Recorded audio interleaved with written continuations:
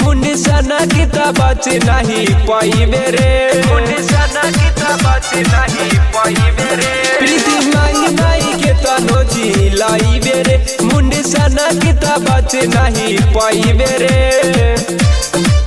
भले और से अखियाला रही बेरे बाकी रोशन दिखे लही का खेलही बेहरे भले और से अखियाला रही बेरे बाकी रोशन दिखे लही का खेलही बेहरे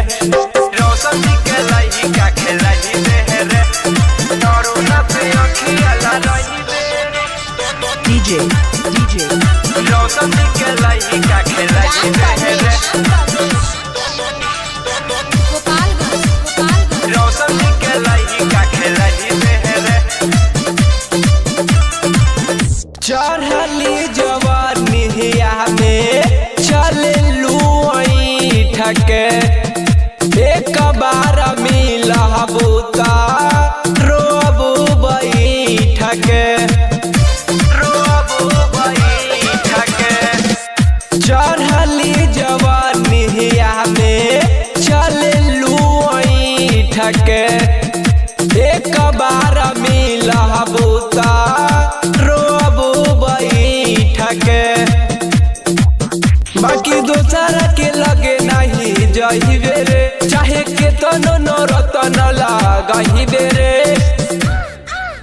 भले और से अखियाला रही बेरे बाकी रोशन दिखे लही का खेलही बेहरे भले और से अखियाला रही बेरे बाकी रोशन दिखे लही का खेलही बेहरे रोशन दिखे लही का खेलही बेहरे और से अखियाला रही बेरे रोशन दिखे लही का खेलही बेहरे रोशन दिखे लही का खेलही बेहरे बिपिन राजा कहे तोहके केहू ना बचाई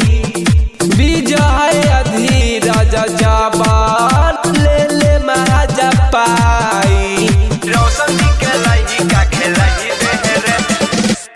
बिपिन राजा कहे तोहके केहू ना बचाई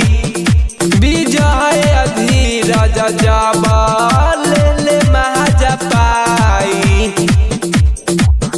गुडू लालच तोहके बचाई रे जब मारी मचाई के कान हाई रे